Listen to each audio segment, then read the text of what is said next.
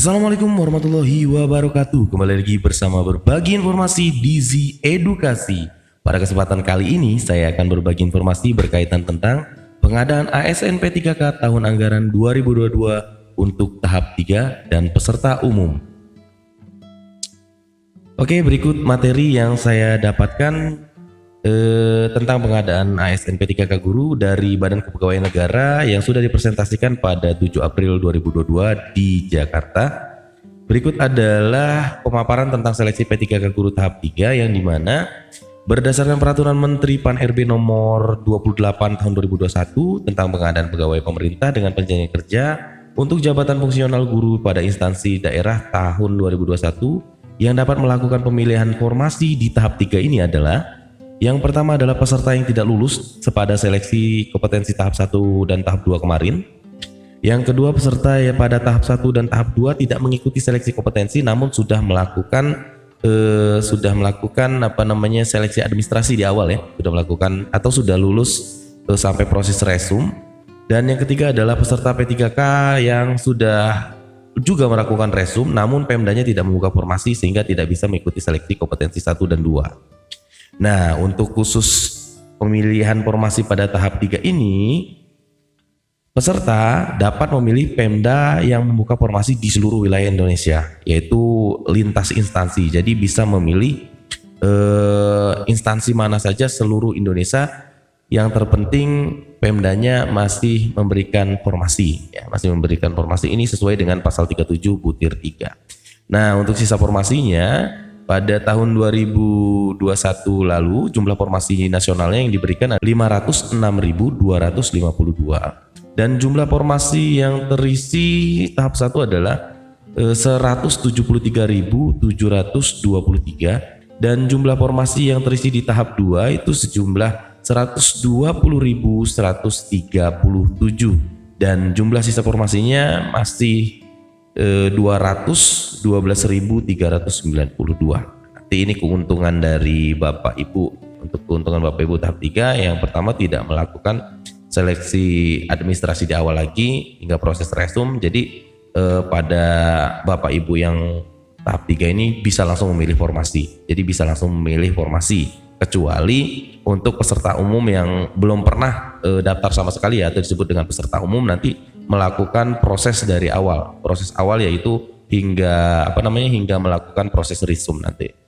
Nah, ini sekilas tentang tahap penetapan NIP nih yang masih Bapak Ibu guru belum pahami atau kawan-kawan atau rekan-rekan semua belum pahami, di mana tahap penetapan NIP guru ini terdiri dari 7 proses.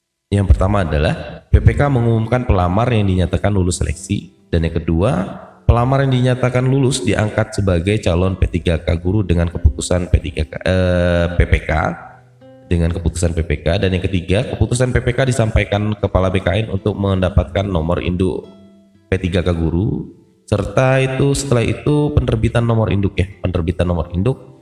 yang diterima oleh PPK paling lama 25 hari kerja sejak waktu penyampaian. Dan yang kelima ini adalah calon PPK guru menandatangani perjanjian kerja. Jadi turunnya SK itu untuk Bapak Ibu guru yang tahap 1 tahap 2 sudah lulus ya, turunnya SK itu tidak langsung turun ya, tapi Bapak Ibu harus menandatangani dulu perjanjian kerja. Setelah menandatangani perjanjian kerja, baru nanti PPK bisa membuat surat keputusan atau bisa mencetak surat keputusan pengangkatan P3K-nya ya, baru bisa membuat surat berdasarkan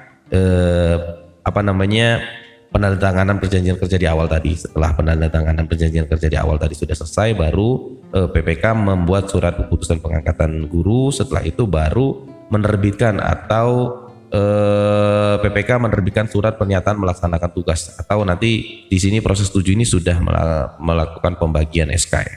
Jadi ada 7 proses tahap. Nah, kalau misalkan untuk wilayah Kota Bandar Lampung ya, khususnya untuk wilayah Kota Bandar Lampung itu kita sudah masuk ke tahap 4 ya, masuk ke proses nomor 4 ya. Jadi kita nanti tinggal nunggu proses nomor 5. Setelah kita tunggu proses nomor 5 dan setelah proses nomor 5 ini kita akan langsung masuk ke proses nomor 6. Nah, antara proses nomor 5 dan proses nomor 6 ini biasanya tidak berlangsung lama ya, prosesnya itu hanya 12 hari kerja, biasanya seminggu. Setelah tanda tangan langsung PPK membuat surat atau mencetak surat atau juga mencetak SK surat keputusan dari P3K guru tersebut, sehingga dapat diterbitkan untuk dibagi ke Bapak Ibu guru, dan juga Bapak Ibu guru harus membuat pernyataan melaksanakan tugas. Seperti itu ya tahapan penetapan NIP-nya, jadi nggak tiba-tiba bagi SK. Cuman biasanya dari banyak sekali pengalaman Pemda itu selalu memberikan surat edaran itu dengan waktu yang sangat singkat ya, dengan waktu yang sangat singkat dalam arti jedanya yang tidak terlalu lama, daripada penyelenggaraan. Jadi diharapkan untuk menyediakan atribut yang memang harus disediakan seperti papan nama, logo atau pin korpri ya. Pin korpri itu harus disediakan. Yang paling sulit itu adalah papan nama, karena kalau kita buat perorangan biasanya prosesnya bisa 1 sampai 2 minggu, bisa lebih bahkan. Kalau misalkan edarannya hanya punya jeda 1 minggu kan bagaimana Bapak Ibu harus melengkapi untuk mendapatkan papan nama tersebut. Nah itu ya. Jadi diharapkan untuk atribut-atribut disediakanlah dari sekarang, nanti kalau sudah keluar surat edaran nanti kan bisa langsung tidak usah pusing lagi lah karena semuanya sudah siap. Oke, kita langsung masuk materi kedua saja Bapak Ibu ya, berkaitan rekrutmen P3K bidang pendidikan tahun anggaran 2022. Ini file presentasi dari Asisten Deputi Perencanaan Jabatan serta Perencanaan dan Pengadaan SPDM Aparatur serta Deputi SDM Aparatur. Nah, berikut adalah rekrutmen P3K Jabatan Fungsional Guru tahun anggaran 2021 ya, yang untuk untuk formasi tahap 3 ya. Formasi tahap 3 penetapan kebutuhan formasinya pada P3K Jabatan Fungsional Guru tahun 2021, yaitu jumlah kebutuhannya untuk guru P3K adalah 1.2.616, sedangkan jumlah penetapannya hanya 506.252. Nah, di sini baru terpenuhi 58% dari total formasi. Dan untuk kebijakan seleksi P3K guru tahun 2022 ini akan sama seperti P3K tahun 2021 Bapak Ibu ya, ada seleksi kompetensi 1, seleksi kompetensi 2, dan seleksi kompetensi 3. Seleksi kompetensi 1 ini seandainya jumlah formasinya belum terpenuhi, maka akan lanjut ke seleksi kompetensi 2. Dan berikutnya kalau misalkan jumlah formasi di seleksi kompetensi 2 masih belum terpenuhi dari jumlah formasi yang ditentukan, maka akan dilanjutkan ke seleksi kompetensi 3. Nah, untuk seleksi kompetensi 1 ini hanya bisa diikuti oleh tenaga honor K2 dan juga guru non ASN di sekolah negeri, serta nanti di tahap keduanya atau seleksi kompetensi 2-nya bisa diikuti oleh seluruh peserta, dan di tahap 3-nya yang tidak lulus seleksi tahap 2 yang bisa mengikuti adalah yang tidak lulus seleksi tahap 2. Jadi kalau misalkan mengikuti di tahap 2 namun tidak mengikuti proses seleksinya, maka tidak bisa lanjut ke tahap 3. Jadi tahap 3 ini adalah lanjutan dari tahap 2. Nah, untuk kriteria mendapat penambahan nilai ini sama seperti kemarin Bapak Ibu ya. Untuk sertifikat pendidik linier itu mendapatkan 100% tambahan, dan usia di atas 35 itu 15%, serta penyandang disabilitas itu mendapatkan 10%, dan tenaga honor K2 itu mendapatkan 10%. Untuk statistik pelamar P3K Jabatan Fungsional Guru tahun 2021 ini dari total kebutuhan guru pemerintah daerah termasuk guru agama ini ya, dari 1.244.961 ini masuk pelamar sekitar 925.637 pelamar, yang dimana 193.954 itu lolos namun tidak mendapatkan formasi, dan 293.860 ini guru lolos dan mendapatkan formasi, dan yang belum lulus itu sekitar 437.823 ini belum lulus, sehingga sisa formasinya terdapat 212.392 formasi. Dua yang sudah lulus ya, sejumlah 293.860 ini yang akan mengisi formasi P3K Jabatan Fungsional Guru yang ditetapkan oleh Menteri Pan-RB tahun 2021. Nah, ini perbaikan rekrutmennya, ada beberapa perbaikan di tahun anggaran 2021 ke tahun anggaran 2022. Jadi ada beberapa perbaikan tentang cara atau prosedur rekrutmen guru di tahun anggaran 2022 ini. Rencana kebutuhan P3K-nya berdasarkan Pemda tahun 2022 ini surat Deputi Bidang SDM Aparatur kepada DJPK Kemenku ini nomor B/1404/SM.01.00 tahun 2021 tanggal 16 September tahun 2001 perihal penegasan data perkiraan formasi ASN untuk instansi pemerintah daerah tahun 2022.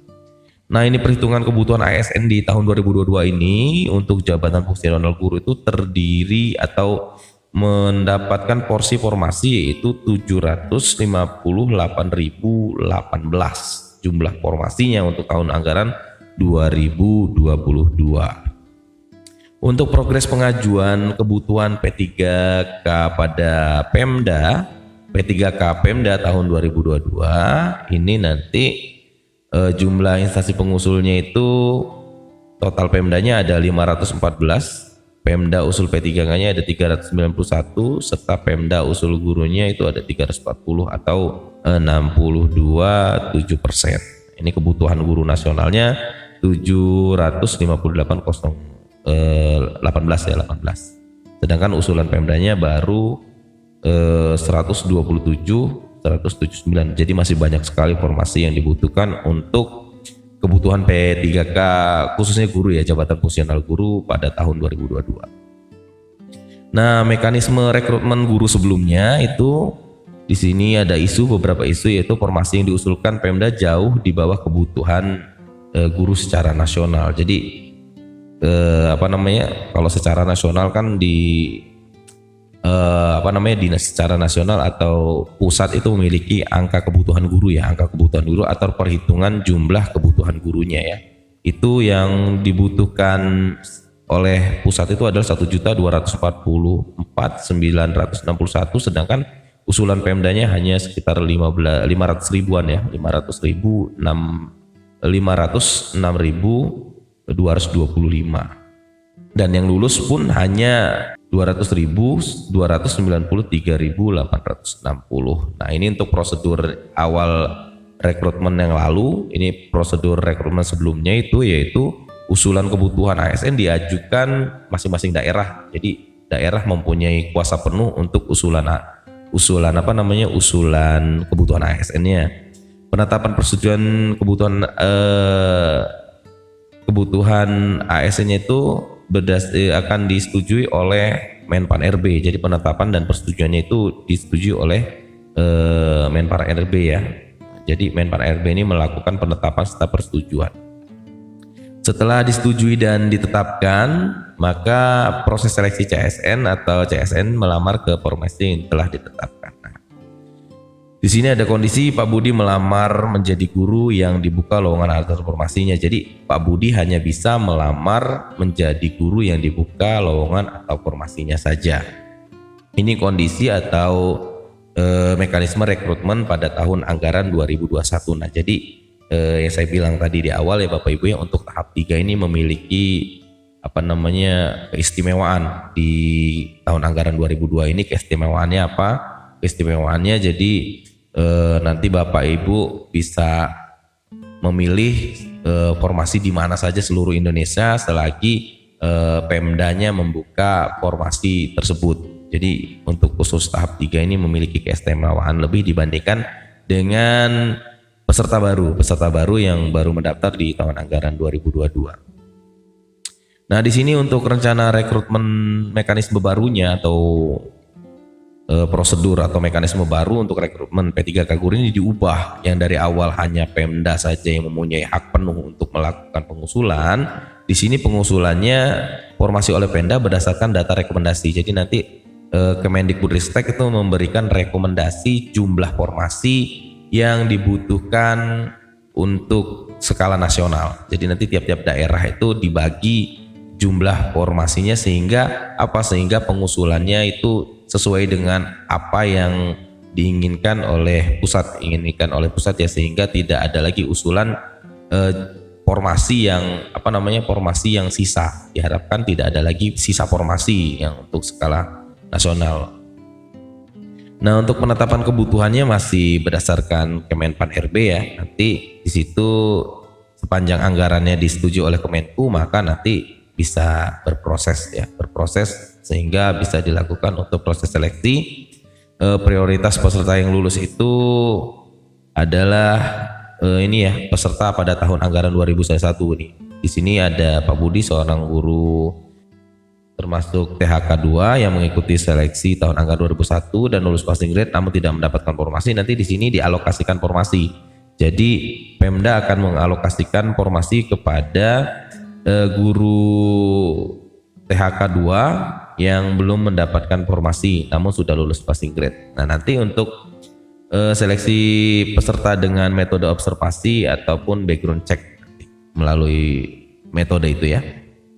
Sudah itu guru yang belum lulus passing grade tahun 2021 dan peserta umum tetap dapat melamar sebagai peserta P3K. Jadi yang belum lulus tahun di 2021 dan peserta umum itu dapat melamar sebagai peserta P3K guru. Namun dibedakan ya tadi ya, untuk yang sudah mengikuti proses seleksi di tahun anggaran 2021 ini tinggal melanjutkan saja di proses seleksi tahun anggaran 2022-nya. Serta untuk peserta umum artinya peserta yang baru pertama kali mengikuti proses seleksi, yaitu mulai dari nol ya, dari pemberkasan dulu sehingga nanti sampai resum nanti baru nanti mengikuti seleksi tahap 1.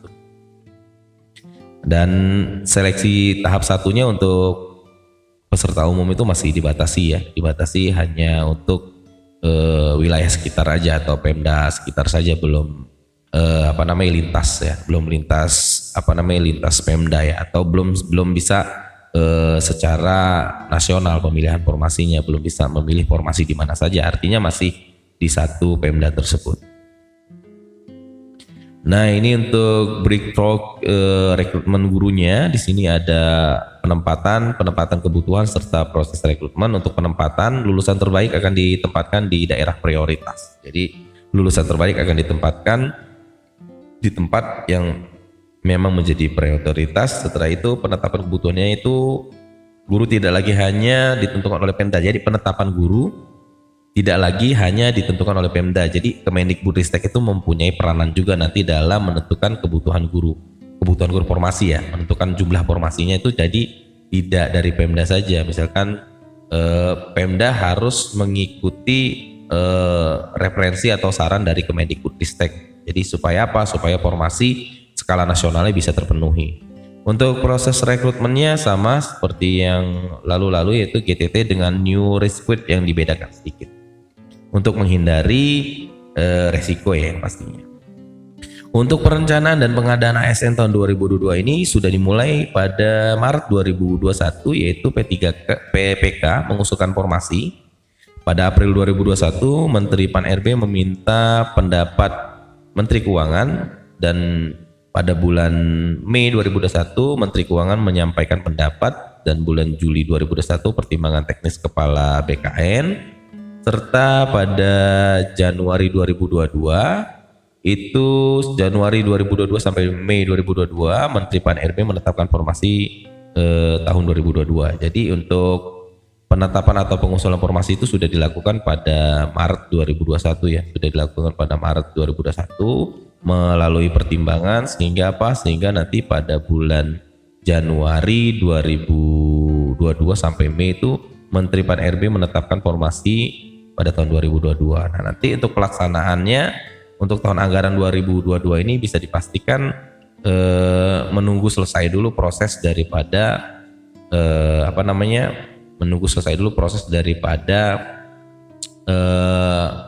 yang lulus pada tahap 1 dan 2 ya, tahun anggaran 2021 ya. Kalau di sini prediksinya Mei akan dibuka formasinya, atau sudah ditetapkan formasinya.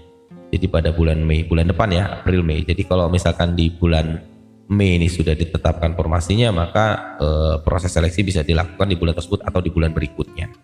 Jadi seperti itu Bapak Ibu ya. Jadi kalau ingin tanya kira-kira ada nggak sih pengadaan ASN tahun 2022, dipastikan ada. Karena sini sudah dibahas oleh Kementerian Keuangan juga sudah dibahas juga oleh Kemendikbudristek, maka tinggal melakukan eksekusinya saja. Eksekusi dalam arti langsung menerapkan saja, tinggal menerapkan saja. Kalau di sini sih plannya sih di bulan Mei 2022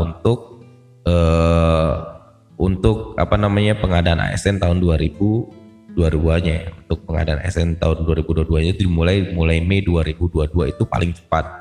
Ya paling lambat bisa bulan Juni ya. Tapi kalau misalkan lewat dari tahun depan itu ya sepertinya tidak mungkin, kecuali memang Menteri Keuangannya tidak menyetujui ya, karena permasalahan anggaran. Kalau misalkan Menteri Keuangan menyetujui ya kegiatan untuk